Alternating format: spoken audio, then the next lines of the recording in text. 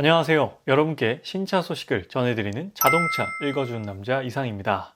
오늘은 국내 MPV의 최강자, 지금도 없어서 못 파는 바로 그 차, 기아 카니발 페이스리프트에 대한 소식을 전해드릴까 하는데요. 카니발 페이스리프트의 특징은 크게 세 가지로 볼 수 있습니다.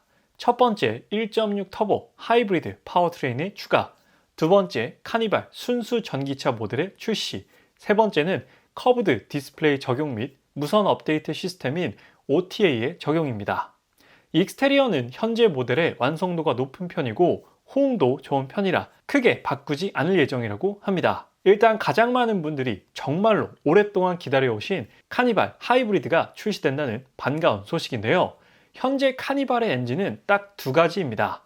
3.5리터 가솔린 엔진과 2.2리터 디젤 엔진이죠. 최근 전동화 파워트레인이 빠르게 진행된 타 브랜드들과 비교하면 너무나도 뒤처진 파워트레인이긴 합니다. 2.2 디젤을 구입하자니 뭔가 지금 디젤을 사도 되나 싶은 생각이 들면서 진동과 소음 부분이 조금 걱정되고, 그렇다고 3.5 가솔린을 타자니 이걸 데일리카로 타야 하는데 유류비가 너무 부담되고, 아마 카니발 구입을 고민하시는 분들은 이런 생각 한 번쯤은 해보셨을 겁니다. 그렇다면 국내에서 유일하게 카니발을 대적할 수 있는 수입 MPV 차량으로는 토요타 시에나가 있습니다.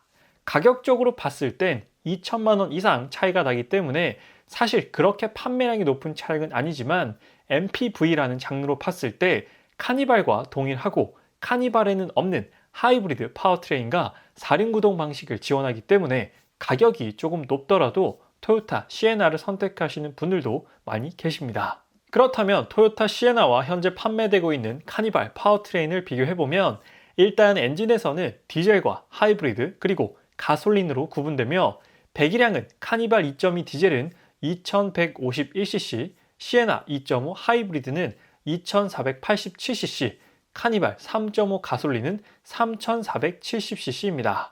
변속기는 카니발은 모두 8단 자동 변속기이고 시에나는 무단 변속기를 사용하고 있습니다.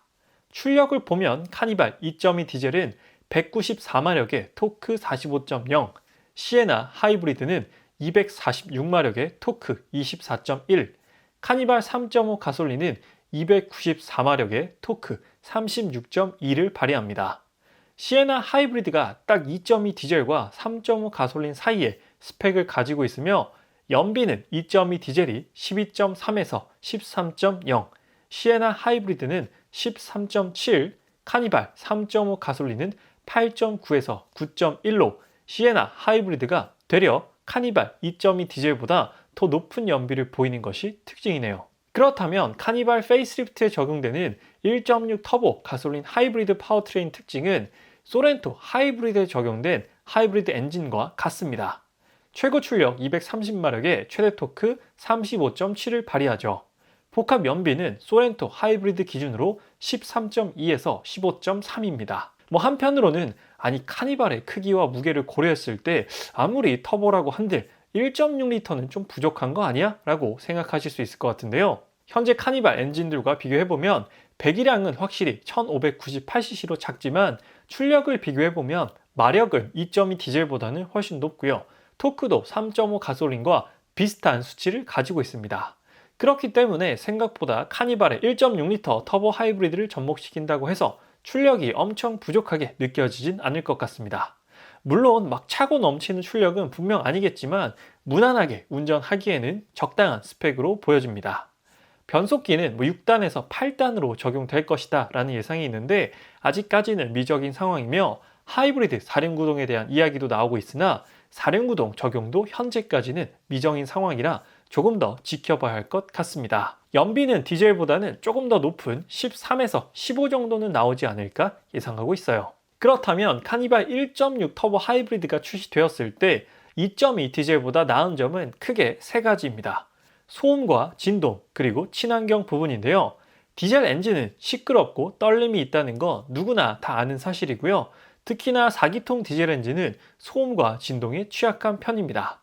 그렇기 때문에 거기서 느껴지는 스트레스가 크기 마련인데 하이브리드에서는 이런 스트레스가 없어지게 되고 배출가스 측면에서도 이점을 갖게 되어 친환경 차량으로 인증받아 부가적인 세금이나 주차비 감면 혜택들도 존재합니다. 이번엔 3.5리터 가솔린 엔진과 1.6 터보 하이브리드 엔진을 비교했을 때의 이점은 연비와 세금, 그리고 친환경 부분입니다. 3.5리터 V6 엔진보다는 당연히 1.6리터를 사용하는 하이브리드가 높은 연비를 보여주는 게 가장 큰 장점이고요. 배기량이 절반으로 줄어들기 때문에 자동차세와 같은 세금 측면에서의 이점도 존재합니다. 다른 한편으로는 하이브리드 차량은 그만큼 차값이 비싸지 않냐? 차값만 놓고 보면 가솔린이 더 이득이다 라고 생각하시는 분들도 계시겠지만 선택은 개인의 자유이니까 장단점을 잘 살펴보시고 내 라이프 스타일에 더욱더 적합한 파워트레인을 선택하시면 될 것 같아요. 그렇다면 카니발 하이브리드의 가격은 어느 정도 될 것이냐가 가장 큰 궁금증일 텐데요. 소렌토를 기준으로 보면 소렌토 가솔린 엔진 대비 하이브리드 엔진이 약 400에서 500만 원 더 비싼 금액을 형성하고 있고 디젤 엔진 대비 약 300에서 400만 원 정도 더 비싼 금액을 가지고 있습니다. 이 점으로 미루어 보아 카니발의 현재 시작 가격은 3,180만 원이고 가장 높은 금액은 4,261만 원입니다. 대략적으로 추측을 해본다면 소렌토와 같이 여기서 400에서 500만 원 정도의 금액 상승이 있지 않을까 싶어요. 물론 이것보다 적을 수도 더 많아질 수도 있지만 이 정도 범위에서 대략 가격 변동이 일어날 것 같습니다. 그리고 카니발 하이브리드만큼 기대되는 소식은 카니발 전기차 출시 소식인데요.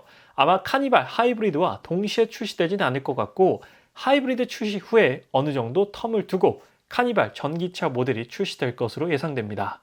카니발 전기차가 나온다면 앞서 카니발에서 단점으로 꼽혔던 소음, 진동, 연비, 출력 이런 부분들이 모두 한 번에 해소될 것으로 기대돼요. 일단 전기차는 크게 두 가지로 나뉘는데요. 내연기관 플랫폼 기반으로 만든 개조형 전기차가 있고 순수 전기차 전용 플랫폼 기반의 전기차가 있습니다. 국내에서는 현대 아이오닉5, 기아 EV6, 제네시스 GV60를 제외하고는 모두 첫 번째 사례에 해당합니다. 수입 브랜드 전기차들도 90% 이상이 첫 번째에 해당되죠. 카니발 전기차 또한 첫 번째에 해당됩니다. 풀체인지가 아니기 때문에 내연기관 카니발을 개조한 전기차가 되는 것이죠. 그렇기 때문에 주행 거리나 충전 효율, 배터리 배치 면에서 높은 효율을 기대하긴 살짝 어려울 것 같습니다. 현재 카니발 전기차에 적용되는 배터리의 용량은 87.2kWh로 예상하고 있습니다. 제네시스 G80 전기차에 들어간 배터리 용량과 같죠. 현재 국산 전기차 중에서는 가장 큰 용량의 배터리인데 G80 전기차가 1회 충전 주행 가능 거리가 427km로 인증을 받았는데 카니발은 이보다 조금 더 적게 나오지 않을까 싶어요. 그렇게 된다면 400km 초반이거나 300km 후반 정도일 텐데 주로 장거리 운행이 많은 카니발에게 있어 상당히 좀 아쉬워 보일 만한 수치가 아닐까 싶어요. 캠핑을 가서 V2L 기능을 쓴다고 했을 때는 더더욱 좀 짧게 느껴질 수도 있을 것 같아요. 그렇다면 카니발 정도의 크기에 조금 더 멀리 가는 효율적인 전기차는 안 나오는 건지 궁금해 하실 텐데요. 앞서 말씀드렸듯 카니발은 개조형 전기차였다면 순수 전기차 전용 플랫폼을 사용하는 카니발 크기의 전기차 SUV도 출시된다고 합니다. 바로 기아의 플래그십 SUV EV9입니다. 기아 EV9은 팰리세이드와 텔루라이드 정도 크기의 전기차 SUV로 보시면 되는데요. 아이오닉5와 EV6와 동일한 전기차 전용 플랫폼인 eGMP 플랫폼으로 제작된 전기차 SUV 모델입니다. 그에 따라 전기차에 최적화된 효율을 보여주는데요. 현재 EV9의 예상 스펙은 1회 충전으로 540km 주행이 가능하고 6분 충전으로 100km 주행이 가능하며 자율주행 레벨 3단계의 오토 모드가 기아 최초로 적용된다고 합니다. 그래서 꼭 MPV 장르를 원하시는 게 아니라면 카니발 전기차보다는 EV9이 여러모로 훨씬 더 나은 선택이라 생각되는데요. 물론 가격적인 부분을 최종적으로 고려해봐야겠지만 금액적으로 그렇게 큰 차이가 나지 않는다면 카니발 EV보다는 EV9이 더 매력적입니다. 그래서 만약 카니발 EV 모델 구입을 고려하신다면 조금 더 기다리셨다가 EV9까지 보고 판단하시는 걸 추천드려요. EV9도 2023년에 출시된다고 합니다. 아직 기아 EV9의 정확한 디자인이 공개되진 않았지만 텔룰라이드와 비슷한 디자인 언어를 가지고 있어 각지고 무게감 있는 플래그십 SUV로서 면모를 가질 것으로 예상됩니다. 모하비의 뒤를 잇는 플래그십 SUV니만큼 기아가 할 수 있는 모든 역량을 이끌어내어 디자인할 것으로 기대됩니다. 벌써부터 이 차를 기대하시는 분들이 상당히 많은 걸로 알고 있는데요. 저 역시나 너무나 기대하고 있는 모델입니다.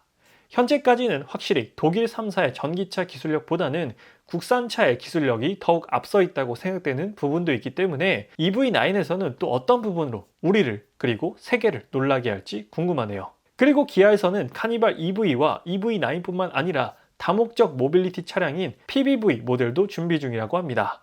그의 일환으로 최근 기아는 쿠팡과 PBV 비즈니스 프로젝트 협약을 맺기도 했었는데요. 스케이트보드 플랫폼을 기반으로 실내 공간 활용에 특화된 모빌리티를 통해 효율적인 화물 운송과 더불어 자율주행 시스템과 합쳐져 로보택시 운영까지 계획하고 있습니다. 그래서 오늘은 기아의 핵심 오브 핵심 모델인 카니발 페이스리프트에 대한 소식을 알아봤는데요. 드디어 기다리고 기다리던 하이브리드가 출시된다는 반가운 소식과 더불어 카니발 EV까지 출시된다고 하니 지금 당장 카니발이 급하신 분이 아니라면 조금 더 카니발을 기다려보시는 건 어떨지 추천을 드리면서 곧 기아의 플래그십 전기차 EV9에 대한 소식도 자세히 전달드릴 예정이니까요. 아직 자동차 읽어준 남자 구독 안 하신 분들께서는 구독 한 번만 부탁드리도록 하겠습니다. 오늘 리뷰는 여기서 마치도록 할게요. 지금까지 자동차 읽어주는 남자 이상이었습니다. 시청해주셔서 감사합니다.